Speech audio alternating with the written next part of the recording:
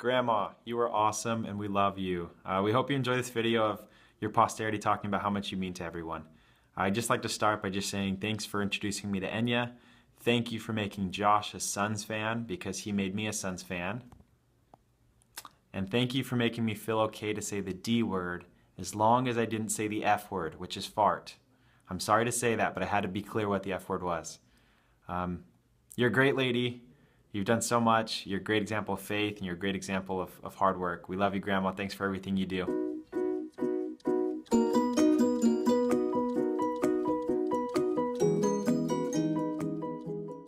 Hi, Grandma. I just wanted to tell you thank you for coming to all my games and talking to me and partying with me all the time.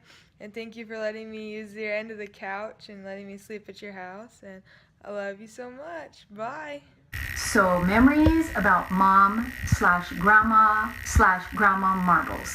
Have a lot of memories, and as a kid the most memories I have is the fun I had with playing with my brothers and sisters, making up games, playing in the yard. We just had a lot of fun. We had a lot of fights. Mom let us play in a ditch.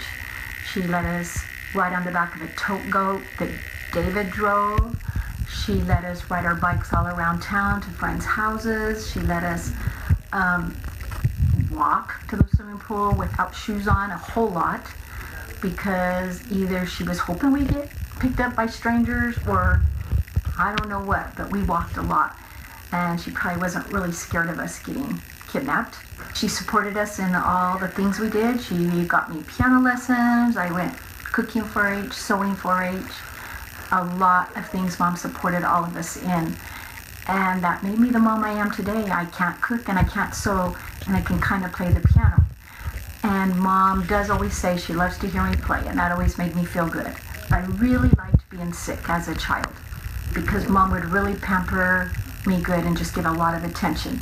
She would come in all the time and check my temperature, feel my forehead, put that old-fashioned thermometer in my mouth and shake it, and only Mom could read that magical mercury reading. It really took a talent. She would let us watch TV and we just really got pampered and it felt good. Mom really pampered us when we were sick. Otherwise, we had to clean the house a lot. I faked I was sick a lot because I really liked Mom to pamper me. I was trying really hard to make the thermometer be hot because I really wanted to have to stay home from school so I can just be with Mom. It's all about me and Mom. I love you, Mom. You're the bestest. Some of my favorite memories with Grandma were packing my little red suitcase that said going to Grandma's house and going over to visit Grandma to play with marbles and to read the mouse book while she made a kid cuisine for me. And sometimes if I was good, maybe mowed the lawn without smushing any snails, she would make me another kid cuisine. Growing up, when our family traveled to Mesa, we didn't stay at hotels. We got to stay at hotel grandmas. Grandma was always willing to let us stay the night at her house, and it didn't matter how late we'd get there. She was always up and waiting for us with our beds made and ready to go. We were able to enjoy talking to her for a bit, and then the next morning we were able to enjoy boxes of cereal, the little individual boxes of the good kind of cereal, all the Kellogg's sweet cereals that we seldom got to have at home, so it was always a treat to go to Grandma's house. Another memory of Grandma would have to be, oh, damn. Yep, Grandma is famous for saying that. And I remember growing up and her saying that and me letting her know that was a bad word. And Grandma said, nope, it's not if you're playing cards and you say it. So the only time you're allowed to say, oh, damn, would be playing cards with Grandma. Anytime I hear that now, I will be thinking of Grandma and always remember that it's the only time we can say it is playing cards. Although, Grandma, I think you do say it a little bit more than when playing with cards. That's all. Love you, Grandma. I think we can all agree that our favorite memory of Grandma is her marble games. My favorite marble game is the one that makes music. I like that pink zigzag one. I like the building one. And that's why we call our Grandma Marbles. We love you, Grandma. I love you, Grandma. Give her a kiss. Bye. Bye. Oh, hey Grandma, it's Brindley and I just wanted to tell you a couple memories that I had. Funny memory when Jay and me and Austin and Chase were all in his car and we were gonna go to the movie one time, and we really wanted to try and make you mad and get angry at us for listening to a song that had a cuss word in it, but it really wasn't a cuss word, but it sounded like a cuss word, and it was from Black Eyed Peas, and it was the one that said, "No, no, no, no, don't funk with my heart," and we played it really, really loud in his song over and over again, and trying to make you mad, and then eventually you got mad, and it wasn't that funny anymore, but it was funny to us because we kept trying to do it. Another one would be a few months back when me and Patrick and Jordan went to your house to go talk to you, and I just remember hearing all the bad stories about when I was a child and was no good and how I was the worst child ever, and really made me feel good inside. and then finding out how Patrick's your favorite grandchild, and Go, Patrick. and yeah, so those are some memories that I have. Brindley wants to say hi. Hi. And that she loves you. Love you. Okay, bye. My most vivid memories of Grandma growing up always revolved around Mexican food. With her chips and salsa, she always liked to put extra salt on her chips before she dipped them. And I also remember most her Mesa home with the screened-in patio with the green grass and the wooden toy box with that really scary man face that would hang on the wall with the crazy brown hair. And of course, her marbles and the pink marbles track. Can you say hi? When I went to MCC, I'd always go to Grandma's in between my classes. She always hid her spare key in the laundry room by the laundry detergent. So I would sneak into her house and I would take a nap, or I'd steal some food. And she always knew when I had been there. I always tried to leave it just how I found it.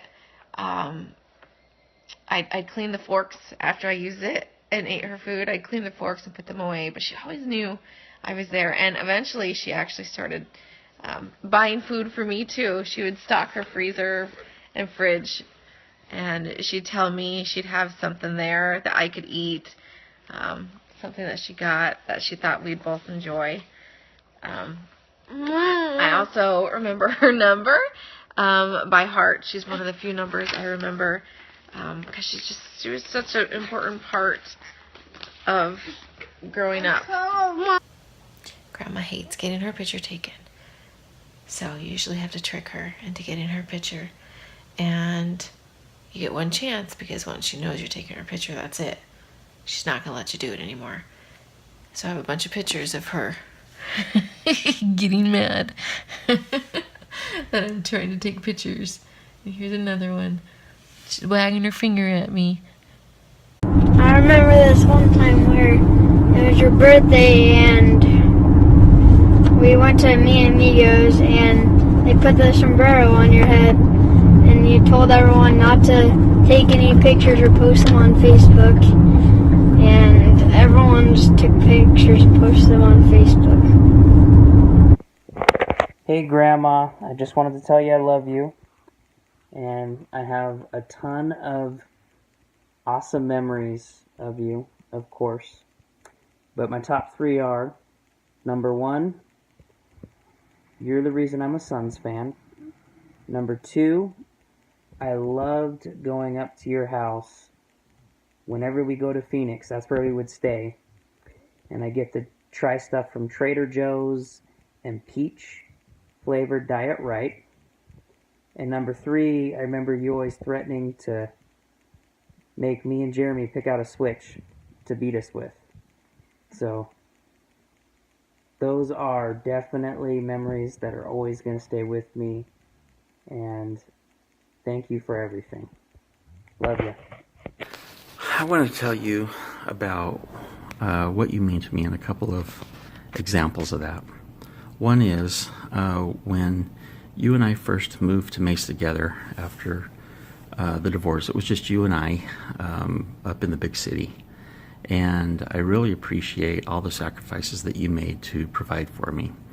I remember having to live on a very tight and strict, humble budget, especially when it came to annually to get my school clothes.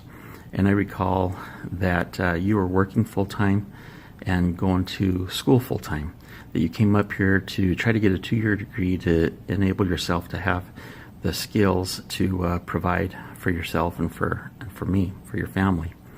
And once you graduated from the community college, you decided that you could do this and went on to the university, even though the DES grant that you were on to help with tuition wouldn't cover over at Arizona State University. So on your own, you went ahead and with the 2-year bookkeeping degree that you had, you went on to ASU and you graduated with a Bachelor's of Science in Business and Accounting. And that was a great example for me to see how you could persevere when times are tough and push through and be able to complete your goals. And great example. The other is, while it was a humble time for us, that you knew that I wanted a pair of tennis shoes. They were Nikes. Nike had just come out, and it was just kind of the in thing at the time, and there was a pair of canvas white Nikes with a red swoosh that I really, really wanted really bad, but we couldn't afford it. And then one day, you let me buy those shoes, and you said we could. And then later on, I found out what had happened is you had spent many weeks donating blood, donating plasma, where you were getting paid for your plasma. In order to literally put shoes on my feet, you were giving of your own blood. And so the sacrifices that you made are not without note. We had some great trips. I remember going with you on the Pacific Coast Highway drive where we went up the PCH-1, went up to Santa Barbara, San Luis Obispo, the Monterey Peninsula. We stopped at Hearst Castle, and that's where I really started to learn about appreciation for arts and beauty and things like that came from you as you took time to take me to Hearst Castle and let me see those sites. And then the 13-mile drive around the Monterey Peninsula, and it was just you and I, and that was a great, memorable trip for me. The other great trip was when we took all the family and we went on the cruise a few years ago to Mexico with your grandkids, and that was sure a fun time. Every night, coming together at dinner, everybody went their own ways, but then at dinner we all sat at one ginormous table, and it was the sisters and me and the nieces and nephews, your grandkids, and just sitting around there, and that was super fun. We rented the golf carts that we drove around on the island. I can't remember that island name out off California that we went to, but that was really fun driving the golf carts all around there. So you have a great posterity that you leave behind. We love and appreciate you very much and all your sacrifices and what you've taught me about the gospel when you and I would have a gospel study every Sunday and read to each other out of some of the gospel doctrine book. And I just really got an appreciation for all of your sacrifices, for hard work, and for just trying to be a great parent and do the best that you can do under whatever circumstances. Thanks, I love you. Just like to thank you for all those nice talks we used to have in the afternoon and solving world problems, family crises, and generally just having a good time together. Miss ya. And look to see what shirt he has on. Arizona State. See that? Your alma mater. Yeah. There it is. There it is. Very good. Okay, so my memory is the chore chart that you had, that basically everybody had to have a chore. And so I guess that's why I don't have my kids do chores, but it made us learn the value of work. And I think all of us kids have a very good work ethic. So thank you for showing us the value of work. Bye.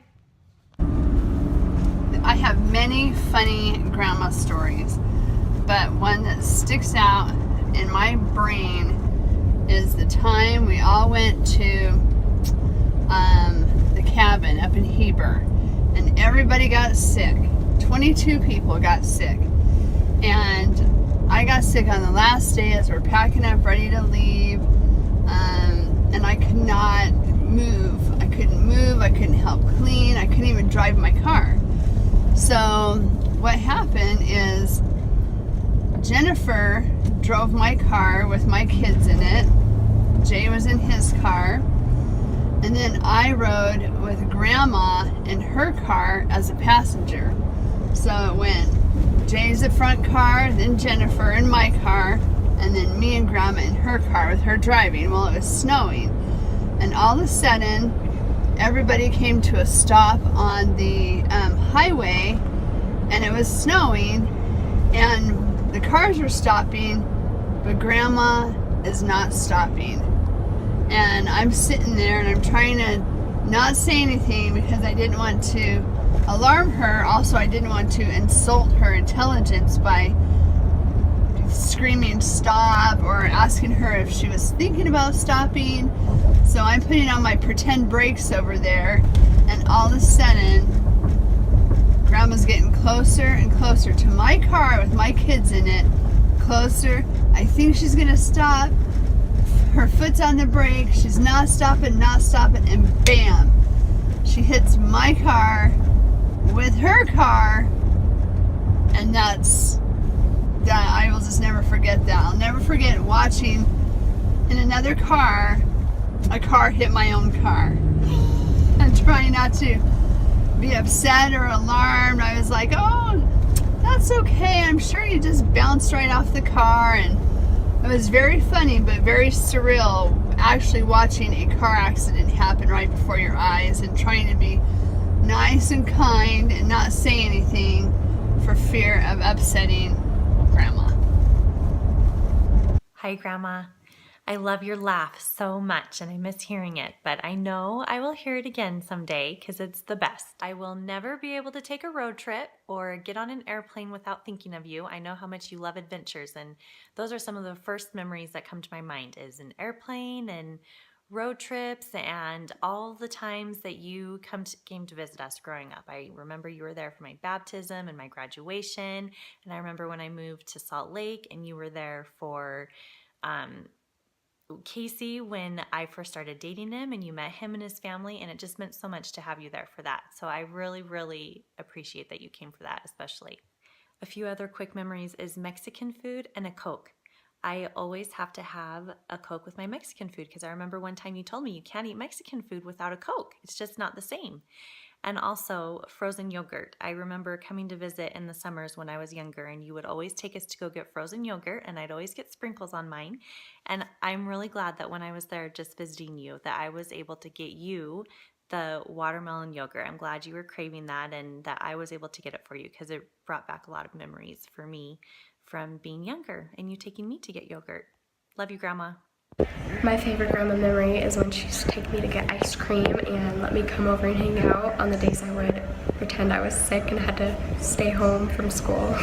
One of my favorite and most memorable memories was also a lesson I learned. And the lesson was, I mean what I say and I say what I mean.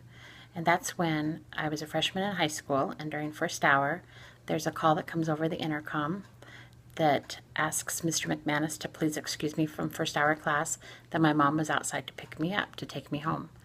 And at the time, Grandpa Grassman was really sick, and we thought, I thought he must have died, and that's why I'm getting taken out of class.